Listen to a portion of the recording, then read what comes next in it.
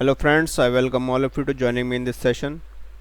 In this session we will discuss about the how to prepare and what are the component, what are the classifications and what are the treatment of the non-cash transactions as per Ind AS 7. So without wasting any time, let's discuss this topic.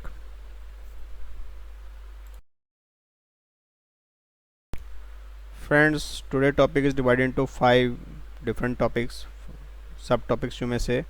So first is introduction of cash flow. In this topic we will discuss about what is the use of the cash flow statement, why it is important for a particular entity, and what is the definition of cash or cash equivalent as per Ind AS 7. Then second is classification of cash activity, means India how we can categorize a particular transaction to their respective categories. Although there are three type of classification mentioned in Ind AS 7. Then third topic we will discuss about the what is the cash transactions which are related to the investment in associates, subsidiaries and joint ventures. Fourth topic, treatment of non-cash transaction. Here we will discuss about what is the treatment of dividend, interest and your taxes and foreign currency transactions. And the last topic, disclosure requirement of cash flow, in which we will discuss what are the disclosures necessary, voluntary or non-voluntary, mandatory, that we will discuss. Topic number 1, introduction of cash flow. So guys, cash flow statements provide the additional information to the user of the financial statements because it gives the insight about the ingoing and outgoing of the cash in the during the year, and also it helps to the user to understand that what is the capacity to generate cash by the entity, and it also provide the insight to the user about the obligation to be met in future, okay, like pay dividend, pay interest to meet the financial external financing. Third thing, it is also explain the reason about the differences between the net income and the associated cash positions, cash receipts. Also it also give the insight about the entity's financial positions in respect of cash and non-cash investing activity and the financing activities. It is one of the essential document or essential part of the financial statement, and it is applicable for each and every entity under Ind AS. Okay, then come to the definition. What is cash? Cash is normally anything with cash in hand and the demand deposits. Then cash and cash equivalent means short term highly liquid investment which maturity is more less than 3 months or 3 months, and it is readily available to convert it into cash at without any significant risk. So this is cash equivalents. Then so you can say it should be short term, any item which is short term, highly readily convertible into cash, maturity period is less than 3 months, and insignificant risk is exists, and if these conditions are met, then it is called cash equivalent. When bank overdraft payable on demand, and then it will become the part of the cash management. It may be negative, positive, depend on the transaction during the years. So this is our introduction section. Topic number 2, classification of cash activities. So Ind AS 17 describes the classification of the cash activities into three categories. First is operating activities, then investing, and then financing. Operating activities means revenue producing activities of the entity are come into this category, and those activities which are not come under the investing activity and financing activity, these are also a part of the operating activities. Okay, I have also give the example here. You can see the receipts from sale of goods, received from render of services, like cash received from royalty, fees, commission and other revenue. Then cash payment to suppliers for goods and services, cash payment to or on behalf of employees. Then any cash payment or refund of income taxes unless these taxes are especially identified with the financing or investing activities. Okay, then come to the investing activities. Investing activities are those activities in which acquisition or disposal of the long term assets are involved. and and other investment which are not a part of cash and cash equivalent, means which maturity period more than 3 months and they are not a highly liquid assets. In that case it would be a part of the investing activities.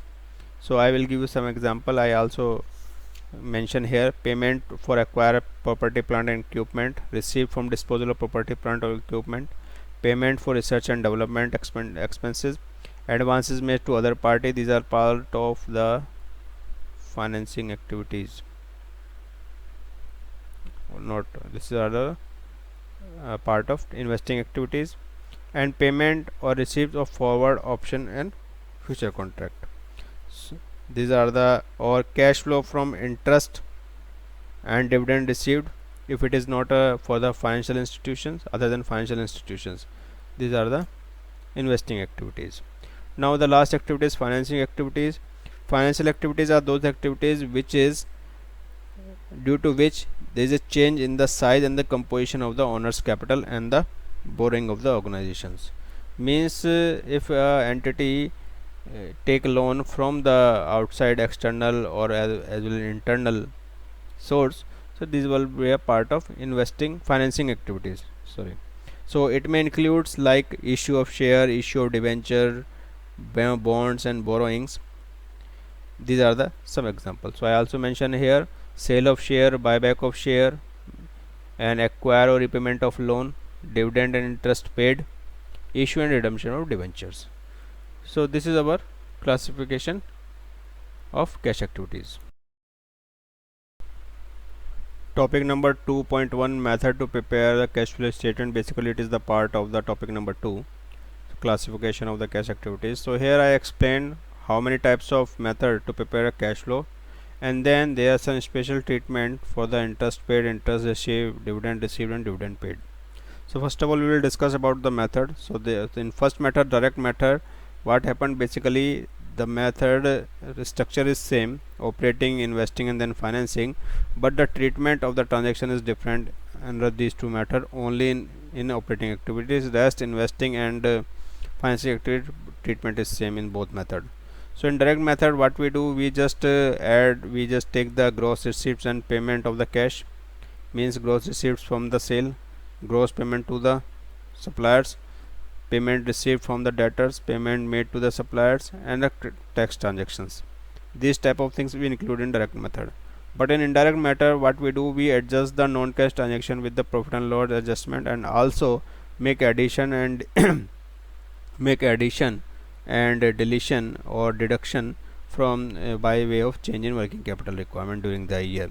So this indirect method also called the reconciliation method as well. Now come to the treatment of the interest paid, interest received, dividend received, dividend paid. So interest paid, if there is a interest paid by the entity during the year, and this is basically in normal case it is a financing activities, because we take the loan to finance our operations, or to acquire any fixed assets. But if it is a interest paid related to working capital loan, because working capital loan is available to meet our daily requirement, so it will be a part of operating activities. On operating receivables, it is also a part of operating activities. Interest received, basically interest received whatever the investment we made in other entities or other specific schemes, it would be a part of investing activities. For short-term investment which maturity is less than 3 months, it would be a part of operating activities. Okay, then from trade and advances, these are be a part of operating activities. Dividend received, if dividend received in normal cases, so it would be a part of investing activities, because we acquire share of another entity and that entity declare a dividend and we received as a income from that entity, it is a part of investing activities. But in case of financial institution, it would be a part of operating activities. But dividend paid in all cases, either NBFC, bank, financial institution or normal case, it always be a part of financing activities. So this is our topic number 2.1. Topic number 3, cash flow related to the investment in other entities. So here the other entity includes associates, subsidiaries or joint venture.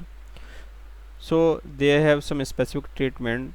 If there is an investment made by the entity in associates or subsidiary under equity or cost method. So there are three method. First is cost method. If it is less than 20% share acquired by the entity in other entities, then more than 20% but less than 50, so equity method would be applied. If it is more than 50%, then consolidation would be applied. So in that case, only those cash flow activities would be part of the cash flow statement of the entity which are happen between the investee and the entity related to the investment. Like by making the investment, the entity get the dividend, so it will be only that activity would be a part of cash flow statement. In case of interest in associate or joint venture under equity matter, so whatever the percentage invested by the entity into a joint venture associate, only that part percentage of cash would be part of your cash flow statement. Okay, following case means here there are two cases in which cash flow shall report the transaction on net basis. Means payment and receipts make the net, deduct the from the receipts, deduct the payment, whatever the balance comes, it would be a part of your cash statement. In what are those conditions? These conditions are two. First, cash receipts and payment from the customer. Means cash receipt and payment on behalf of customer when the cash flow reflect the activity of the customer. Okay, like acceptance and repayment of demand deposit by the banks and any funds held by the bank for the customer investment purpose. Then cash receipt payment for the items which are quick turnover, large in volume and short maturity turnovers, like basically you can say sale and purchase through the credit card by the customer. Okay, then principal amount relating to credit card customers, these are the come under this way. So here we will see whatever the amount, means suppose a credit card customer purchase 100 rupees goods through credit card and then he pay amount 80 rupees, so how much we will show in our cash statement? 20 rupees. Okay, so this is our topic number 3. Topic number 3.1, cash flow related to investment other entities. This is the second part of the topic number 3. So first of all, what we will do, if there is any purchase or disposal of any subsidiary, joint venture, associates during the, so it would not be shown on a net basis, you have to show it separately.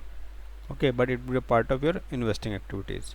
Then cash flow, total cash flow from acquisition, disposal, subsidiaries shall be shown separately as a part of investing activities. Then portion of purchase and disposal consideration discharged by cash, means if there is any purchase or a sale of any subsidiary which are made through cash only, cash and cash equivalent, that would be a part of cash flow statement. Okay, fourth point, amount of assets and liability other than cash in some subsidiary, that would be summarized by each and every major category like operating, investing or financing activity. So basically if you are acquire any assets, so it would be a part of your investing activities. Okay, if you are acquiring liability from the subsidiary, so it would be a part of your financing activities.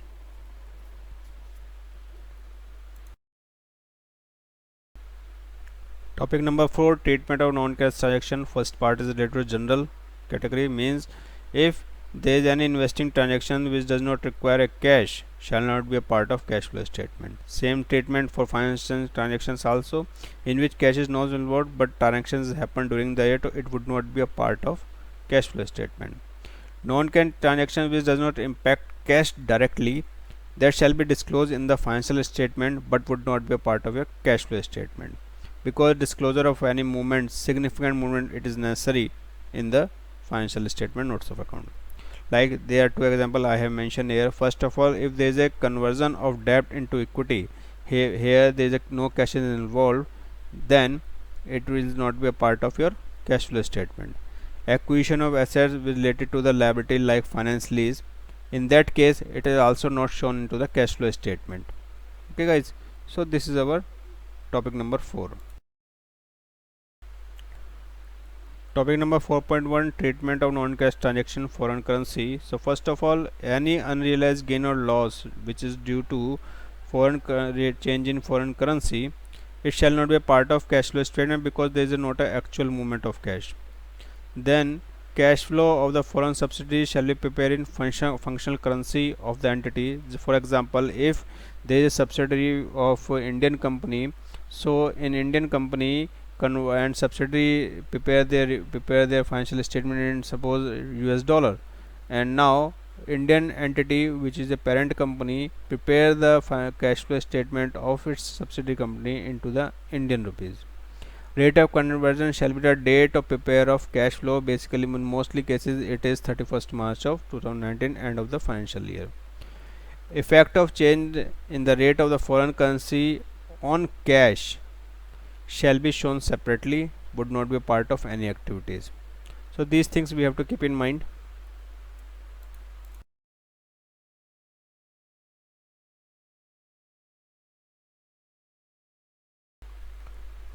Topic number 4.2, treatment of non-cash transaction related to taxes. So basically, normally tax payment or refund received from the government authority are the part of the operating activities because this is the tax would be generated on the income and arises due to the operational functions. Cash, but in some cases, if you have a tax from the income which is related to the other part of activity, like you earn a capital gain by acquire or disposal of any PP&E, so in that case it would be a part of your investing activities. Okay, so we have to identify the cash flow of the taxes and classify them according with the respective nature of transactions. For as this is the one of the example I have given here, tax on capital gain from the sale of subsidies shall be a part of investing activities. So this is 4.2. Topic number 5, disclosure in financial statement. So basically, first of all, we will disclose the component of cash and equivalent, like if the cash in hand, cash at bank, bank overdraft, these type of things. Then we will prepare the disclose the reconciliation amount of the cash flow with the equivalent item reported in the balance sheet. Third disclosure we will make about the cash component held by the entity which is not available for use due to some legal regulatory requirements, so we called as is restricted cash. Then disclosure of undrawn borrowing facilities which is to be used in future operations. Suppose we have take a loan of 10 lakh but use only 5 lakh and remaining 5 lakh is available, so we have to make the disclosure of it. Then disclosure of cash flow activities related to interest in joint ventures using the proportionate consolidation method. So this is the part of our disclosure number 1, disclosure first part. 5 part disclosure in financial statement part 2. So here we will disclose the reconciliation of the liabilities which is related to basically the financing activities. So their opening balance, what addition has been made in financing activities related to cash, what financing activities related to cash which is repaid during the year. So this type of reconciliation we will prepare. Then we will also prepare the segment analysis for cash flow activity for each major activities. And a disclosure of cash flow per share is not required under Ind AS 7. Disclosure of cash flow activities related to the increase or operational capacity rather than maintain the operational capacity. The main objective to make the disclosure related to the increase of operational capacity to see that is company is capable to generate the additional cash by which a company can invest more or expense a company has a available cash to expense its business in future. So this type of disclosure are required. So guys, this is all about the cash flow statement. I hope I covered most of the part of the cash flow statement in AS 7 and I think is missing, so I will let you know soon. So thank you so much to joining me and listening to me. We will meet again with more interesting videos. Till then, thank you so much. Have a nice day. Meet again. Bye.